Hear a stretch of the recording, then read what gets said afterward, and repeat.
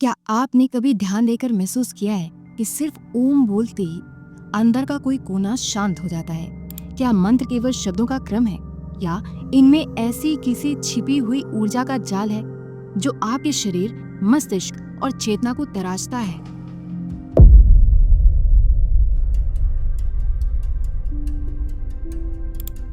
वेदों में नादो व ब्रह्म कहा गया है, यानी कि नाद ध्वनि ही ब्रह्म का स्वरूप है।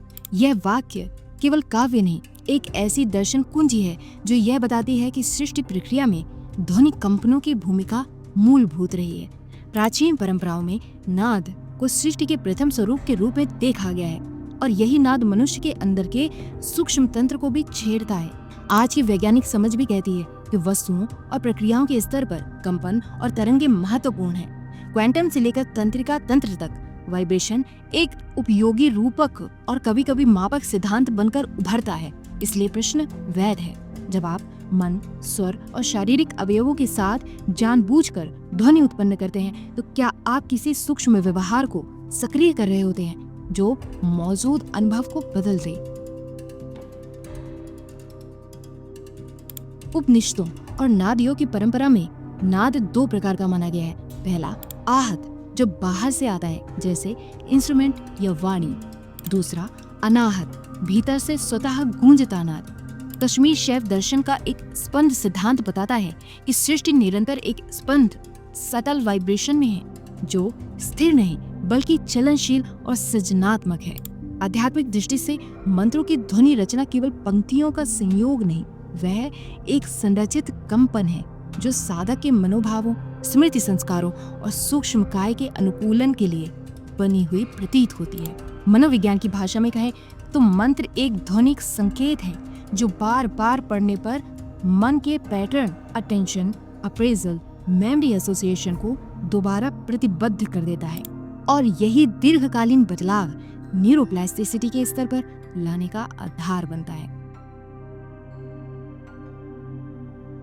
मंत्रों का उच्चारण केवल अर्धात्मक नहीं, वे फोनेटिक आर्टिकुलेशन के स्तर पर आपके श्वास तंत्र और गूंज रेजोनेंस को छेड़ते हैं। उदाहरण के लिए ओम की 3 कड़ी आ गहरे पेट के साथ, ऊप छाती गला के साथ और मां नाक शिरोभाग के साथ। इन तीनों हिस्सों के संयुक्त कंपनों से पूरे शरीर में एक क्रमागत कंपन पैदा होता है। यह कंपन सिर्फ महसूस की हुई फिजिकल वाइब्रेशन नहीं, यह ऑरिकुलर करणीय और वेगस नर्व के माध्यम से पैरासिम्पैथेटिक नर्वस सिस्टम को एक्टिवेट कर सकता है, जिससे दिल की धड़कन धीमी, ब्रीदिंग रेगुलेटेड और शांत स्थिति बढ़ती है। इसी तरह कुछ न्यूरो इमेजिंग स्टडीज ने दिखाया है कि ओम जाप से लिम्बिक रीजियस जैसे orbitofrontal cortex, anterior cingulate, hippocampus और विशेष रूप से राइट एमिग्डाला में डीएक्टिवेशन देखा गया है।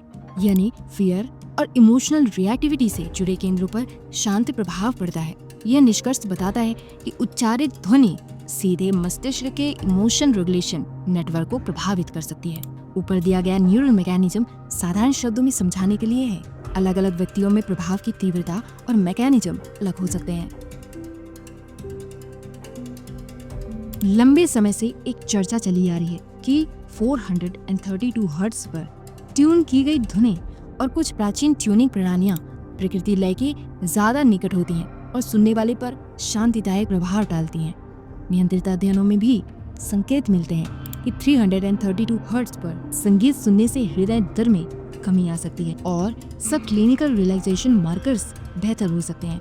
परंतु क्षेत्र अभी पूरी तरह स्टैंडर्डाइज्ड नहीं हुआ है और कुछ अध्ययनों ने सीमित सैंपल आकर और विधियों के कारण ही परिणाम दिए हैं। एक उल्लेखनीय शोध ने निष्कर्ष निकाला है कि 432 हर्ट्ज पर ट्यून किया गया संगीत 440 हर्ट्ज की तुलना में हृदय दर घटाने में अधिक प्रभावी पाया गया है। पर शोधकार खुद भी बड़े और रैंडमाइज्ड ट्रायल्स की सिफारिश करते हैं। इसलिए 432 हर्ट्ज के दावे को उत्साह के साथ पर सावधानी के साथ ग्रहण करें। यह प्रॉमिसिंग है पर कंक्लूसिव नहीं। ओम को प्राणव माना गया है क्योंकि उसका उच्चारण शरीर के कई हिस्सों से एक कोऑर्डिनेटेड वाइब्रेशन उत्पन्न करता है जो शारीरिक ऊर्जा केंद्रों, चक्रास और मस्तिष्कीय नेटवर्कों पर असर डालता है। MRI तथा FNIRS जैसे स्टडीज ने दिखाया है कि केवल 1 से 2 मिनट के संरचित ओम अभ्यास से भी एमिगडाला और कुछ लिम्बिक क्षेत्रों की एक्टिविटी कम हो सकती है, जिससे इमीडिएट इमोशनल काम मिलता है। वैज्ञानिक व्याख्या यह है कि आम तथोनिक टोन विधिनिष्ठ रूप से vagal pathways prefrontal regulatory circuits को इंगेज करता है, जिससे कॉग्निटिव रिप्रेसल और इमोशन रेगुलेशन संभावित होते हैं। यह एक्सप्लेन करता है कि क्यों अक्सर साधक कहते हैं एक ओम के बाद चीजें ठहर जाती हैं। प्राचीन मंदिरों और पवित्र स्थानों की ध्वनि पद्धतियां केवल औपचारिकता नहीं, इनमें वास्तु, ध्वनि गुण और शारीरिक प्रभाव का सूक्ष्म मिलन है। घंटियों का मिश्र, धातु घटक, शंख की गूंज और गर्भगृह की संरचना, ये सब रेजोनेंस और स्टैंडिंग वेव्स पैदा करते हैं, जो कि सुनने वाले के कान और resonant cavities, sinuses, thorax, sympathetic पैरासिम्बैलेंस को बदल सकते हैं। इस सिद्धांत का प्रयोगात्मक पक्ष सिमेटिक्स द्वारा दिखाया गया है, जहां रेत या पानी पर ध्वनि की आवृत्ति से स्पष्ट और क्रमबद्ध ज्यामिति पैटर्न बनते हैं। क्लैडनी और हैंस जेनी के प्रयोग, यह दृश्य प्रमाण बताता है कि ध्वनि व्यवस्थित रूप से पदार्थ को ऑर्गेनाइज कर सकती है और प्रत्यक्ष अनुभव के रूप में मंदिर ध्वनियां भीतर तक असर करती हैं। आधुनिक क्लिनिकल अध्ययनों ने देखा है कि चैंटिंग, जाप, खासकर संरचित और नियमित मंत्र अभ्यास से स्ट्रेस मार्कर्स घटते हैं। कुछ रैंडमाइज्ड और ऑब्जर्वेशनल अध्ययनों में जाप के बाद कोर्टिसोल, स्ट्रेस हार्मोन का स्तर कम पाया गया।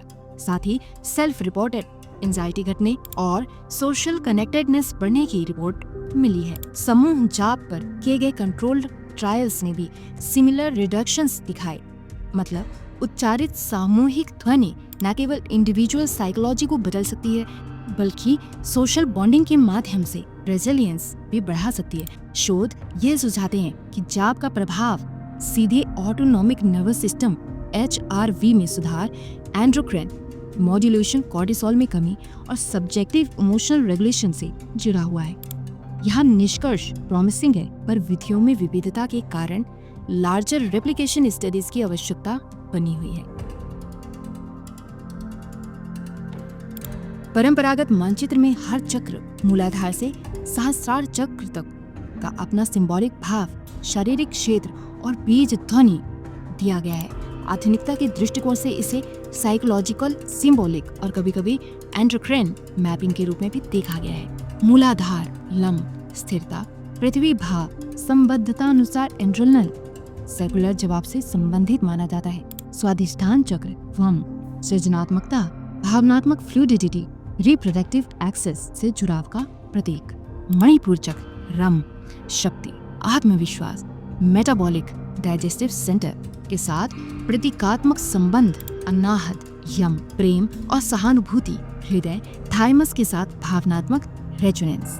विशुद्धि हम, अभिव्यक्ति, गर्दन, थायराइड से प्रतीकात्मक संयोग, आज्ञा व सहस्त्रार चक्र, ओम, शून्य, बुद्धि जागृत, ट्रांसेंडेंस अवेयरनेस। यह मैपिंग वैज्ञानिक प्रमाणों की श्रेणी में सिद्ध नहीं है, पर अभ्यास और अनुभव से जुड़ी सामंजस्यपूर्ण व्याख्या के रूप में काम आती है। जब कोई बीज ध्वनि नियमित रूप से जपा जाता है, तो वह मन के ध्यान रूट को उस चक्र क्षेत्र की तरफ केंद्रित करता है, जिससे मनोवैज्ञानिक और उनके साथ जुड़ी शारीरिक प्रक्रियाओं में क्रमिक बदलाव आ सकते हैं। जब कई लोग एक साथ एक ही ध्वनि पर संरेखित होते हैं, जैसे कि संगठित सत्संग, तो एक अलग प्रकार की सोशल एंट्रेनमेंट बनती है। सोशल न्यूरोसाइंस के अध्ययनों ने बताया है कि सिंक्रोनाइज्ड वोकलाइजेशन से ऑक्सीटोसिन लाइक सोशल बॉन्डिंग बढ़ता है, एम्पैथी और कोऑपरेशन को बढ़ावा मिलता है और सब्जेक्टिव वेलबींग पर सकारात्मक असर पड़ता है। कुछ इंटरडिसिप्लिनरी प्रोजेक्ट्स जैसे ग्लोबल कॉन्शियसनेस प्रोजेक्ट ने सुझाव दिए हैं कि बड़े मात्रा के सामूहिक ध्यान उत्सवों के समय वातावरणीय मापनों में सटल बदलाव देखने को मिलते हैं, पर यह क्षेत्र विवादास्पद है और एक्सप्लोरेटरी है। सख्त वैज्ञानिक वैलिडेशन और मैकेनिज्म अभी स्पष्ट नहीं है, यानी समूह जप का अनुभव बहुत वास्तविक है, परिणाम दिखता है और सोशल साइकोलॉजिकल लेवल पर मेजरेबल परिणाम दिखता है, पर कुछ बड़े दावों के लिए और कड़ा एम्पिरिकल परीक्षण चाहिए। भारतीय शास्त्रीय संगीत की संरचना नाद योग से निकली हुई मानी जाती है। सप्त स्वर और रागों के ढांचे में कुछ आवृत्ति गुण और इंटोनेशन टेम्पो माइक्रोटोन्स होते हैं जो श्राव्य अश्रव्य दोनों स्तरों पर मनोभावों को प्रभावित करते हैं। हाल ही में प्रकाशित तुलनात्मक अनुसंधानों ने दिखाया है कि विभिन्न धार्मिक परंपराओं के जाप में कुछ साम्यपूर्ण अकाउस्टिक ट्रेट्स पाए जाते हैं जिन्हें रियलाइजेशन और एंट्रेनमेंट से जोड़ा जा सकता है। यानी संगीत और मंत्र दोनों ही अटेंशन, रेस्पिरेशन और अफेक्टिव रेगुलेशन को नियंत्रित कर सकते हैं। अंतर केवल स्वरूप और कल्चरल फ्रेमिंग का होता है। मंत्रों का असर केवल ध्वनि का नहीं, उसके पीछे कई साइकोलॉजिकल मैकेनिज्म्स काम करते हैं। ध्यान, attention narrowing, repetition based habituation, mind wandering कम होना, एम्बॉडिड रेजोनेंस शरीर में अर्थपूर्ण कंपन और meaning making, belief, expectation. Cognitive behavioural terms में देखें तो मंत्र एक तरह का बिहेवियरल रिचुअल है जो इंट्रूसिव थॉट्स को रिफ्रेम और रिप्लेस कर देता है और लंबे समय तक प्रयोग से न्यूरल पाथवेज में स्थित परिवर्तन, न्यूरोप्लास्टिसिटी, इसके साथ ही प्लेसबो या मीनिंग इफेक्ट्स भी शक्तिशाली होते हैं। यदि साधक का भरोसा, गुरु रिश्ता मजबूत हो तो अनुभव गहरा होता है। यह सब मिलकर सब्जेक्टिव वेलबींग और रेसिलियंस में योगदान करते हैं। शास्त्र बताते हैं कि मंत्र सिर्फ बोला नहीं जाता, उसे संस्कारित और दीक्षित करके जपना उसका असल असर उत्पन्न करता है। गुरु दीक्षा का अर्थ है वह संबंध जो मंत्र की ऊर्जा को संचालित करने और उसका परिणाम सुनिश्चित करने के लिए आवश्यक संस्कार और अनुग्रह देता है। आध्यात्मिक परंपराओं में मंत्र सिद्धि का अर्थ होता है कि मंत्र ने साधक के अंतर्मन और सूक्ष्म काया में गहरा समाकलन कर लिया है। वैज्ञानिक भाषा में यह दीर्घकालिक बिहेवियरल कंडीशनिंग और आइडेंटिटी लेवल शिफ्ट से मिलता जुलता है। जब कोई प्रैक्टिस रोज के जीवन का हिस्सा बन जाती है तो उसका साइचिक और सोमैटिक असर स्थायी बन सकता है। आराम से बैठें, कमर सीधी, आंखें बंद कर लें, 3 गहरी नाक से सांस लें और धीरे धीरे छोड़ें। चौथी सांस में गहरी लें और बाहर आखिरी सांस के साथ धीरे धीरे आ उ मा को एक कंटिन्यूअस ध्वनि की तरह निकालें। आ उ मा हर भाग को महसूस करें, पेट, छाती, सिर। इसे 2 मिनट तक शांत लय में दोहराएं। ध्यान रखें कि ध्वनि शरीर में कंपन उत्पन्न करे, बलपूर्वक नहीं। अंत में 3 गहरी सांस लेकर अनुभव को भीतर सुने। शोध दर्शाते हैं कि केवल कुछ मिनट का स्ट्रक्चर्ड आर्म का अभ्यास भी लिम्बिक डीएक्टिवेशन और एंजाइटी में कमी से जुड़ा पाया गया है। छोटा है पर शक्तिशाली प्रभाव है।